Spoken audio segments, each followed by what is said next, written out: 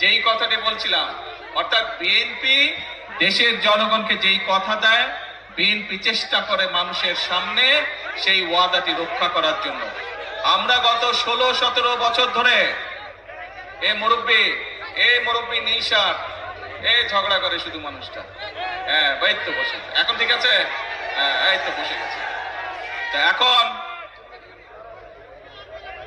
মূল কথা হচ্ছে যে এই যে আমরা দেখেন গত 16-17 বছর আপনাদের ভোট দেওয়ার অধিকার ছিল, দেশের মানুষের ভোট মানুষ দিতে পারে নাই। কেউ যদি সরকারের বিরুদ্ধে কথা বলতো কি করতো? গুম হয়ে যেত, মামলা হইতো, এসে ধরে লয়ে যেত, হইতো না? দেশের মানুষ 2024 সালে ছাত্র জনতার অভ্যুত্থানে যারা এসব করতো তাদেরকে এই দেশ থেকে বিতাড়িত করেছে। এখন আমাদের কাজটা কি? আমাদের মূল কাজ হচ্ছে আমরা আন্দোলন করেছি, সংগ্রাম করেছি, বাংলাদেশের মানুষ আন্দোলন করেছে, সংগ্রাম করেছে, বহু মানুষ শহীদ হয়েছে, বুকের তাজা রক্ত ঢেলে দিয়েছে দেশের মানুষের গণতন্ত্র প্রতিষ্ঠিত করার জন্য। আজ আলহামদুলিল্লাহ আল্লাহর রহমতে দেশে গণতন্ত্র প্রতিষ্ঠিত হয়েছে। আপনারা আপনাদের জনপ্রতিনিধি অর্থাৎ যারা এলাকার উন্নয়ন দেখভাল করবে, এলাকার রাস্তাঘাট হলো কিনা দেখভাল করবে, এলাকার মানুষ চিকিৎসা পেল কিনা দেখভাল করবে, এলাকার সন্তানরা শিক্ষা ব্যবস্থা ঠিকভাবে পাচ্ছে কিনা, স্কুল কলেজ হচ্ছে কিনা দেখভাল করবে, ব্রিজ কালভার তৈরি করবে, মসজিদ মাদ্রাসার সংস্কার করবে, সেই সকল ব্যক্তিকে আপনারা নির্বাচিত করে সংসদে পাঠিয়েছেন, যারা এলাকার মানুষের কথা বলবে এবং এলাকার জন্য কাজ করবে। প্রিয় ভাই বোনেরা, এখন আমাদের সময় হচ্ছে দেশকে পুনর্গঠন করা। আমরা 1971 সালে যুদ্ধ করে এই দেশ স্বাধীন করেছিলাম। ঠিক একই সময় পৃথিবীর অনেকগুলো দেশ, আমাদের এই এশিয়া মহাদেশে অনেকগুলো দেশ সেই সময়ও স্বাধীন হয়েছিল, তার একটু আগে পিছে দিয়ে, কিন্তু সেই দেশগুলো আমাদের থেকে অনেক এগিয়ে গিয়েছে। আমরা এক বিরাট স্বৈরাচারের কবলে পড়েছিল এই দেশ, এই দেশের মানুষ। সেই স্বৈরাচার থেকে, কবল থেকে এই দেশকে, দেশের মানুষ মুক্ত করেছে যেভাবে, ঠিক 1971 সালে হানাদার বাহিনীর হাত থেকে বাংলাদেশের মানুষ স্বাধীনতাকে ছিনিয়ে নিয়ে এসেছিল।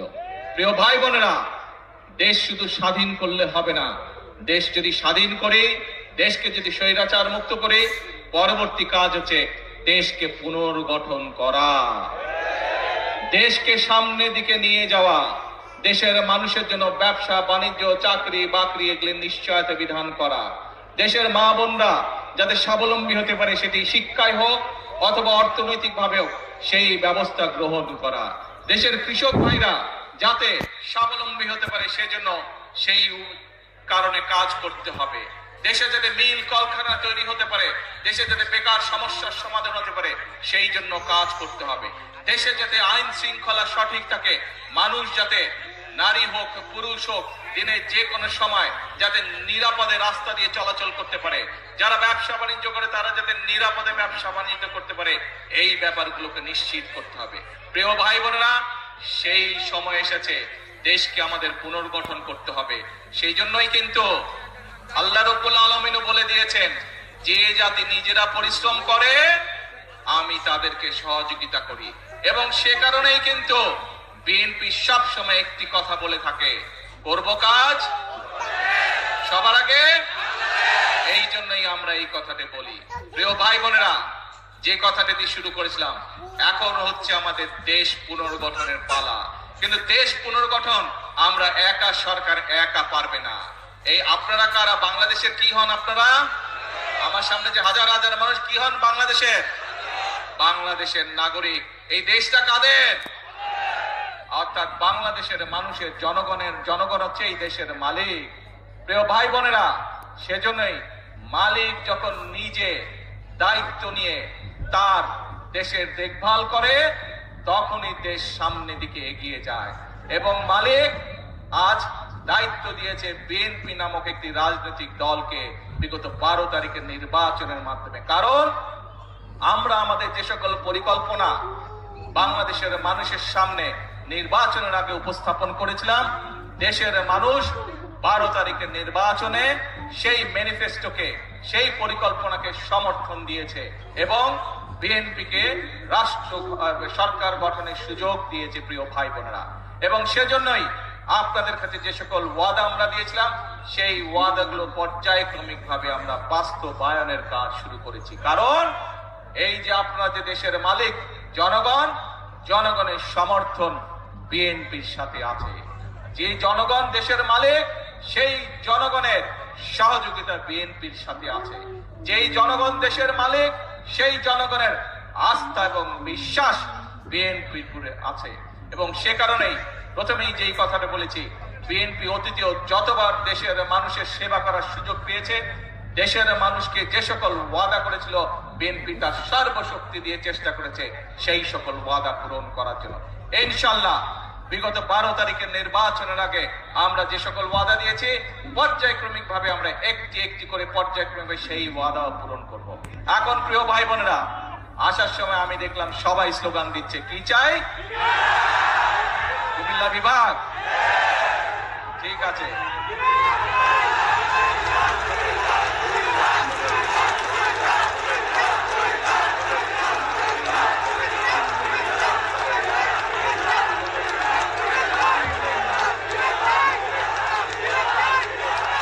কথা শুনতে হবে তো। কথা না শুনলে কেমন করে হবে? কথা কি বলি শুনতে হবে তো মনোযোগ দিয়ে। এই দাবিটি যদি চিল্লালে লাভ হবে না ভাই, ঠান্ডা মাথায় কথা শুনতে হবে। এই দাবিটি যদি জনগণের দাবি হয়ে থাকে ইনশাআল্লাহ তাহলে সেটির বাস্তবায়ন হবে। আর আপনারা দেখেছেন দেশ গঠন, সরকার গঠনের পরেই আমরা নির্বাচনের আগে বলেছিলাম সারা দেশে কৃষকদের যাদের কৃষি ঋণ 10,000 টাকা পর্যন্ত আছে সুদ সহ সেই ঋণ আমরা মওকুফ করব যদি আমরা সরকার গঠন করতে পারি। আমরা নির্বাচিত হওয়ার পরে সরকার গঠন করার পরে প্রথম 10 দিনের মধ্যে আমরা সেই জবান রেখেছি বাংলা, এবং সেটি আমরা মওকুফ করে দিয়েছি সরকার থেকে। তার ফলে বাংলাদেশের প্রায় 12 লক্ষ কৃষক, সারা বাংলাদেশে 12 লক্ষ কৃষক এর সুবিধাটি পেয়েছে। 12 লক্ষ কৃষকের সুদ এবং ঋণ দুটোই মওকুফ হয়ে গিয়েছে। প্রিয় ভাই বোনেরা, বাংলাদেশ একটি কৃষি প্রধান দেশ। সমগ্র কুমিল্লা জেলা সহ আশেপাশের জেলাগুলোতে প্রচুর শাকসবজি উৎপাদন হয় এবং অনেক ক্ষেত্রে অনেক শাকসবজি এই এলাকা থেকে বিদেশেও রপ্তানি হয়। আপনাদের একটি দাবি হচ্ছে কৃষি বিশ্ববিদ্যালয়। আমি আগামী কয়েকদিনের মধ্যে শিক্ষামন্ত্রীর সাথে কথা বলবো এবং সবকিছু বিবেচনা করে আমরা উদ্যোগ গ্রহণের চেষ্টা করব যত দ্রুত সম্ভব এই বিষয়টি আমরা চেষ্টা করবো ইনশাআল্লাহ বাস্তবায়ন করার জন্য। কিন্তু কথা একটা আছে, ধৈর্য ধরতে হবে। ধৈর্য ধরতে হবে।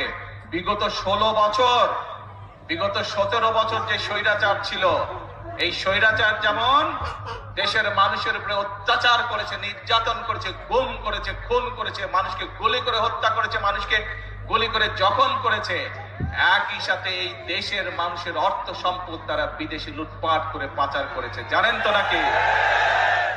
কাজেই দেশের মানুষের অর্থ সম্পদ লুটপাট করে পাচার করে দিয়েছে। সেই জন্য এই মুহূর্তে দেশের অর্থনৈতিক অবস্থা চাপের মুখে আছে। সেজন্যই আমাদেরকে কষ্ট করতে হবে, আমাদেরকে পরিশ্রম করতে হবে এবং সেজন্যই আমাদেরকে ধৈর্য ধরতে হবে। আমরা ইনশাআল্লাহ জনগণের যে সকল দাবি, জনগণের যে সকল চাওয়া পর্যায়ক্রমিক ভাবে ইনশাআল্লাহ আমরা বাস্তবায়ন করবো এক এক করে। প্রিয় ভাই বোনেরা, তাহলে দাঁড়ালো কে? কে দাঁড়ালো? কথা একটাই, আপনাদের শক্তি, জনগণের শক্তি হচ্ছে আসল শক্তি। ভাই আমি তো বাংলায় বলছি, আমি তো ফার্সি ভাষায় বলি নাই, চাইনিজ ভাষায় বলিনি, বাংলা ভাষাই তো বলছি বিভাগের ব্যাপারে। তো ভাই চিৎকার করছো কেন? এখন তাহলে দাঁড়ালো কে? আমরা বলি জনগণই হচ্ছে বিএনপির সকল রাজনৈতিক ক্ষমতা উৎস। শুনেছেন কথাটা আপনারা? সেজন্যই আপনাদের সমর্থন যদি বিএনপির পাশে থাকে, আপনারা যদি আমাদের পাশে থাকেন, আপনারা যদি সুমনের পাশে থাকেন, আপনারা যদি ইয়াসিন এর পাশে থাকেন, আপনারা যদি বাংলাদেশ জাতীয়তাবাদী দলের পাশে থাকেন, ইনশাআল্লাহ আমরা দেশকে সামনের দিকে এগিয়ে নিয়ে যাব। আছেন তো সাথে? ইনশাআল্লাহ। তাহলে আসেন একটা কথা দিয়ে বক্তব্য শেষ করি। করব কাজ